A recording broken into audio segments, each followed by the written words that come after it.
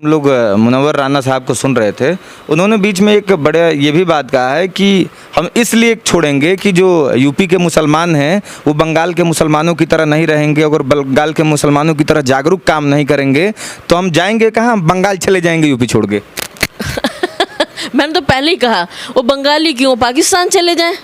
लेकिन बंगाल के अगर मुसलमान वहाँ के जागरूक हो चुके हैं तो फिर वो इतनी जागरूकता है तो वहीं चले जाएं। वो उन्हें फिर यूपी में अभी से छोड़ देना चाहिए, क्योंकि मुसलमान यूपी का जागरूक हो चुका है। मैं एक समाज सेविका के नाते से ये बात कहना चाहती हूँ कि जितना भी ये जो कानून आया था 3 तलाक वाला, वो एक बहुत अच्छा कानून था। अब ये जनसंख्या नियंत्रण का भी कानून आ रहा है, तो आज इसके ऊपर मैं पूछना चाहती हूँ कि मुसलमान बरगला क्यों रहा है, क्यों घबरा रहा है आखिरकार, जबकि ऐसा कुछ नहीं है। अगर आप आंकड़े देखें तो मुसलमानों के पहले भी कम थे, आज भी कम है। तो जाहिर सी बात है सिर्फ मुसलमानों को जो हैं, जैसे ओवैसी साहब और आपके मुनव्वर राणा साहब और जैसे सपा के एक और विधायक हैं जिन्होंने मतलब कि उन्होंने टिप्पणी की थी कि भाई बच्चे तो देना अल्लाह की देन है, रोटी देना मोदी जी की देन है। तो उसका मतलब इन्होंने को यही नहीं पता कि रोटी भी देना भी अल्लाह की देन है, वो मोदी जी की देन नहीं है। उनको गलत उन्होंने अपनी भाषण दी, उनको बोलने का सलीका ही नहीं आता है। तो ऐसे ही लोग हैं मुसलमान जो बैठे हुए हैं, जो बेचारे जो कम दिमाग को या बिना पढ़े लिखे हुए मुसलमान हैं, उनको जो वो बरगला ले हैं। तो मैं उनसे अपील भी करना चाहती हूँ कि ऐसे बहकावे में ना आए। और मुनव्वर राणा से भी मैं कहना चाहती हूँ कि वो 2022 का इंतज़ार ना करके पहले से पहले शिफ्ट हो जाएँ। और बंगाल में भी ना शिफ्ट हो, एक बार का हो गया कि मुसलमान नहीं उसमें बहकावे में नहीं आया है, ये क्या हुआ है वहाँ पर उसका कुछ नहीं पता है कि क्या ऐसा कौन सा खेला हुबा बे वो वाला हुआ है। तो मुसलमान समझेगा, बंगाल का भी मुसलमान समझेगा और यूपी का समझ चुका है। तो इसलिए वो बंगाल भी ना जाए, क्योंकि फिर उन्हें वहाँ भी मुँह की खानी पड़ेगी जा करके एक बार फिर से। लेकिन मैम, जिस तरीके से जनसंख्या नियंत्रण कानून हो या फिर यूनिफॉर्म सिविल कोड हो, क्यों बार बार इसको ऐसे दिखाया जा रहा है जैसे सिर्फ मुस्लिम पर ही? ये तो लागू हिंदू पर भी होता है। सब पर। एक महिला होने के नाते मैं ये सबसे बड़ी बात कहती हूँ कि जो एक महिला जो 9 महीने बच्चे को पेट में रखती है और उस पीड़ा को जो वो सहती है, वो शायद एक पुरुष नहीं समझ सकता, एक महिला समझ सकती है।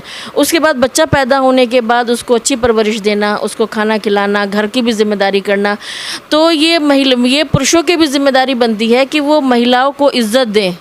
उनकी अपनी ये सोचे कि भाई ये मेरी घर की महिला है, ये मेरी घर की नींव है, इसलिए अगर ये मजबूत होगी तो मेरा घर अच्छे से चलेगा, मेरा परिवार अच्छे से चलेगा।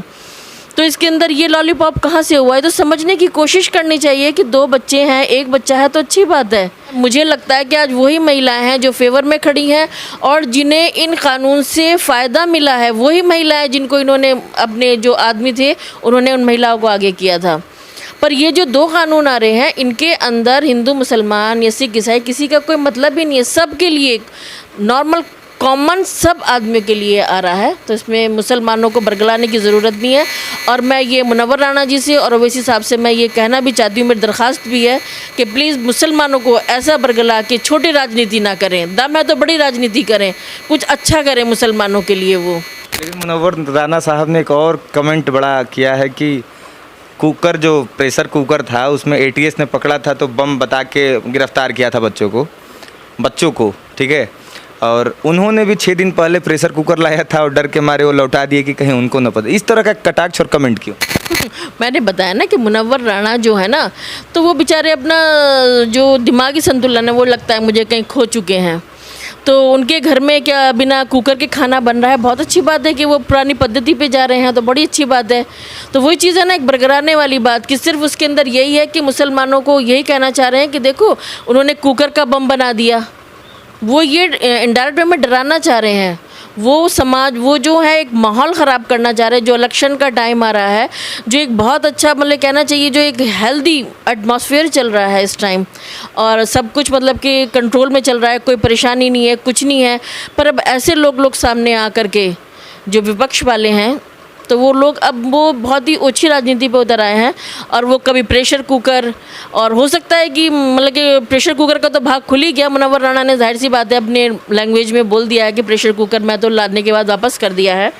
ऐसे ही हो सकता है कटोरी चम्मच थाली उसका भी जिक्र कहीं ना कहीं ले आएंगे, क्योंकि शायरी में तो मुझे लगता है वो फेल हो चुके हैं।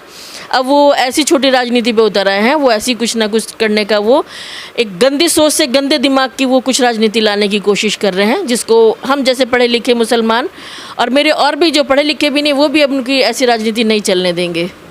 मैम एक और चीज़ कि कट्टरपंथियों को, चाहे किसी भी समाज में हो, जिस तरीके से अभी कोई भी समाज में कदम उठ रहा है या फिर देश में जो कार्य हो रहे हैं, इन सब कार्यों के बाद कट्टरपंथियों को किस जगह पे आप देखते हैं? नहीं, मेरा देखिए कट्टरपंथी जो होते हैं ना, वो किसी धर्म समाज के नहीं होते हैं। और जो कट्टरपंथी जो हैं, मैं असली में आपको बता दूं कि कोई भी समाज हो, चाहे मुस्लिम हो, हिंदू हो, कहीं भी बताओ, किसने बताओ किस धर्म में बताया गया है कि आप अपने धर्म को लेकर एक कट्टरपंथी हो जाओ। तो मैं उनको, वो सिर्फ उनका ना कोई धर्म होता है, ना कोई समाज होता है, ना उनका कोई अपना अस्तित्व होता है, तो मैं उनको बहुत बुरी नज़र से देखती हूँ। उनका कोई धर्म मज़हब कुछ नहीं है।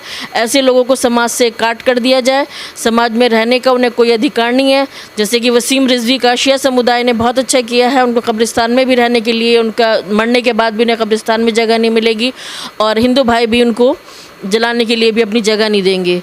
तो ऐसे उनका क्या हश्र होगा, ये तो टाइम आने पे पता चलेगा। तो ऐसे जो कट्टरपंथी होते हैं, तो उनका भी ऐसे ही हाल होना चाहिए जो इस तरह की बात करते हैं। मैं उनको बहुत बुरी नज़र से देखती हूँ, और मेरी सबसे रिक्वेस्ट है कि ये इस तरह की कट्टरपंथी वाले अपने स्टेटमेंट दे करके वो माहौल को ना बिगाड़े। जो 2022 का इलेक्शन होने वाला है, उसको आराम से, प्यार से, बहुत सलीके से उसको करें और अंजाम दें। फिर देखते हैं मुनव्वर राणा जी कहाँ जाते हैं। वो तो देखा जाएगा मैम। लेकिन एक और चीज़ है, आप जैसे लोग जो हैं समाज सेविका है, कार्य करते हैं, आप लोग मुस्लिम समाज की भी बात कीजिए, अन्य की भी, तो आप लोग शिक्षा पर फोकस करती हैं, रोजगार पर बात करती है, वो स्वरोजगार करे इसके लिए करती है।